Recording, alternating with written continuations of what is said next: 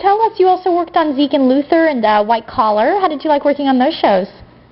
You know, White Collar was an interesting sort of a situation because for the longest time I wouldn't take jobs that were non-speaking roles because I felt like I was a package. Right. I felt like I needed to speak, and if anything, I needed to speak because that was the only thing that I had that was distinguishable. You know, I mean, you know, there are lots of big guys, you know, and lots of scary guys, but maybe they don't all sound like me. So I was trying to really get a gig where I was speaking, and this job came along, and it was a speaking role. And the bodyguard basically had to figure out this code on his phone and figure out if a wire transfer had gone in or not. And he had a speaking role. It was under 5, but it was a speaking role. And oddly enough, I got on set, and then they cut that scene. And I was like, oh, come on.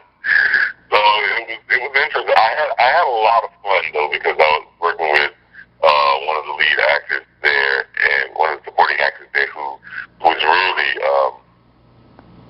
just really good at his craft.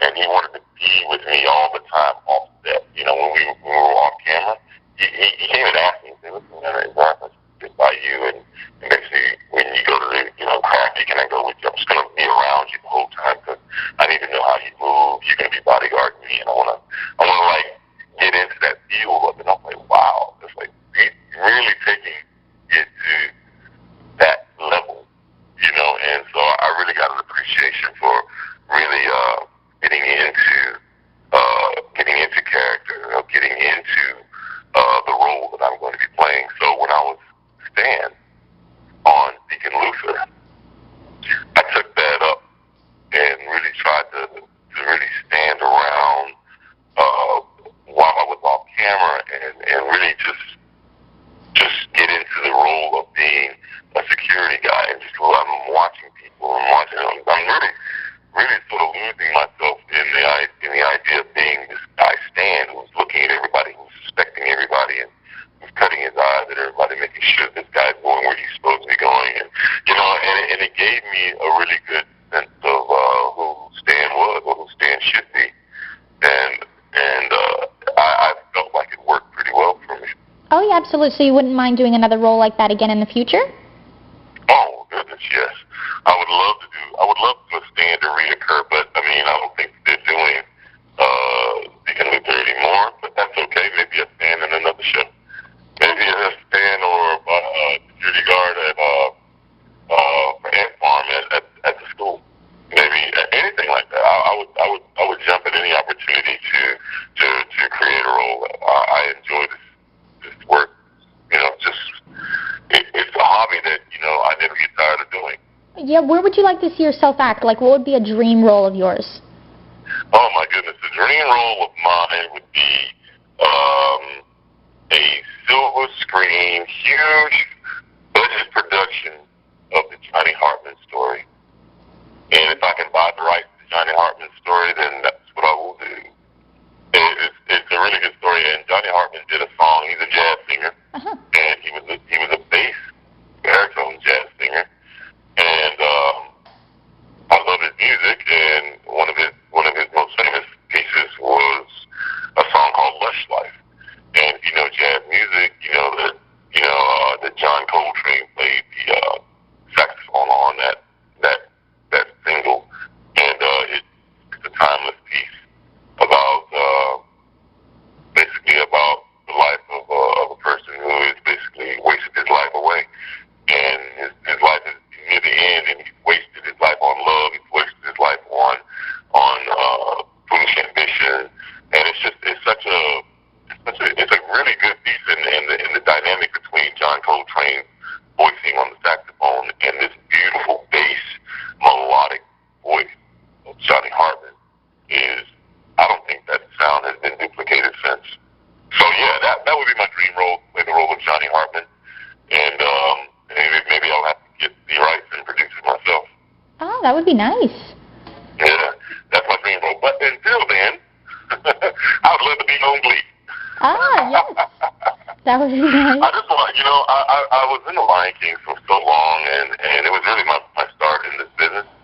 And so I really want to get an opportunity to sing again, and I think the closest singing I've gotten was in one of the episodes, in the Christmas episode of Fair Kings, Christmas special episode of Fair Kings.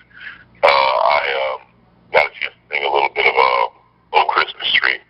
I guess like maybe one bar of "Oh Christmas Tree."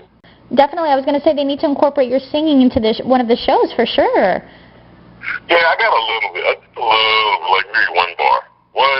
One bar. But yeah, I think that I don't think that maybe the fans would rather hear Mitchell sing. He's probably more the recording artist. I'm the big guy falling off of things and protecting the Kings. I don't know if the kids might wig out to hear Mason. Oh no, you can do both. They might forget where they are. Hey, wait a minute, that's Mason Tom Jones. Definitely. So tell me, what TV shows do you like to watch? Do you like watching comedies or dramas? I really prefer watching shows that are based in reality. Uh-huh. And when I'm watching, but when I'm studying, I watch a lot of animation because ultimately I'd like to do some voiceover animation, whether it be television or features. So I'm really just trying to really practice, tricking my voice into sounding in different ways. So I watch a lot of cartoons, a lot of the animated series that come on. I watch a lot. I watch some Phineas and Ferb, just to get an idea of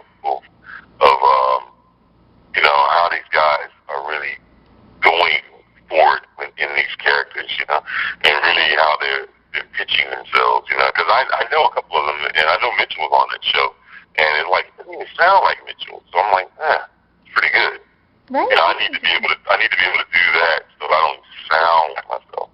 I think it's a whole different world from acting in real life compared to voiceovers. Oh yes, you have nothing but the voice on a voiceover. Right. To really bring the character to life. But in actual on-camera acting, you can actually use expression, you can actually use your arms, direction, and basically blocking to help tell the story. Whereas all you got is your voice. It's a different technique, and I'm just taking my time. I have a few classes that are coming up really soon to help me with making that transition. Well, we would love to see you on some voiceovers as well, a couple more. Do you find that to be a little bit more challenging, again, that we can't see your face? Absolutely. Mm-hmm. Absolutely. And once you get into the character, it becomes a little bit easier, but still, getting there is really the trick, particularly in voiceovers, because they can always sound, you can always look convincing, but to sound convincing is all you have to tell the story. It's really tricky. Right. I guess, once you reach that character and you become it, it becomes easier. Mm-hmm. Definitely. And then you have to tell us about your Twitter, which is Geno Segers. How do you like using Twitter? I gotta say, when I started using Twitter, I had no idea what I was doing. No idea what I was doing. But after a while, I got the hang of it, and I actually love Twitter for that immediate response, call-up response. When you're talking with fans, and they're kind of surprised that I replied. I don't know why. I thought that's what Twitter was about. You reply, right? Right. But they're really surprised that I reply, and that's always a surprise to me that they're surprised, because I thought that's what Twitter was for. But I really had to get into the technology of Twitter so that I could really be just a part of that whole process. And I love Twitter for that. I love it because it's such an immediate response from fans. Well, you have to tell us about Geno Nation. How did that come about? Okay, Geno Nation is really really, I just didn't like, I don't know. I have this thing about what you refer to people as, you know? Right. And I didn't want to refer to them. I felt like being a follower is something that I wouldn't want people to call me. And I didn't want, I don't want people to just follow me because, you know, to be my follower. I wanted them to have a more name that was, a name that could be, you know, a respectable name, you know? And I just felt like Geno's followers is just kind of, I don't know, kind of lame. I didn't like it. No, but you know, and so, Geno Nation just flows. It just, now that it's here, it's like I love it. Someone said to me one time, I can't remember, I was talking to them, and I was actually tweeting them. I say, you know, hey, that's my opinion. I'm sticking to it. It's a small world. You know, that's the opinion according to Geno in Geno's world. Small world, but it is mine. Oh. Yeah, and then I started thinking, small world, small nation, smaller nation. Geno Nation. Geno Nation. You know, I can call it, you know, I was going to say Geno World. Geno's world, but, I mean, Geno Nation, and then I could spin a whole lot of stuff around it and say, you're now a citizen of Geno Nation. I call them citizens sometimes, and I just feel like it's something that, you know, you can be proud of. You can, you know, be a part of Geno Nation by following Geno at Geno's Angels, who is my support person on Twitter. And you can, and by following Geno's Angels and following Geno Segers at Geno Segers, you can be a part of Geno Nation. That's all you got to do to enlist. And we'll, you know, you get a passport, you get carte blanche. I mean, I'll respond and reply and as much as I possibly can. It's getting a little bit more difficult now, but I still try to reply to everyone. Oh, yes. Everybody needs to realize on Twitter that anybody can be a resident of Geno Nation. It's very easy to do. Absolutely. Yes, definitely. I like the name so much. I kind of want one for our site, but I don't think it would flow as much as Geno Nation. You can make it work. You can make it work. I'm telling you. You just got to figure out what it is that clicks, and it'll be perfect. Yes, yes. And then is there anything else you'd like to say to your Geno Nation fans out there? You know what? All I got to say to the Geno Nations out there, if you guys are listening in, stay up, keep doing what you love, and make whatever you want to happen, happen. Absolutely. Very well said. Well said. And thank you so much. And then everybody can make sure to follow you on Twitter and catch you on Fort Boyard and Pair of Kings. Absolutely, guys. I look forward to it.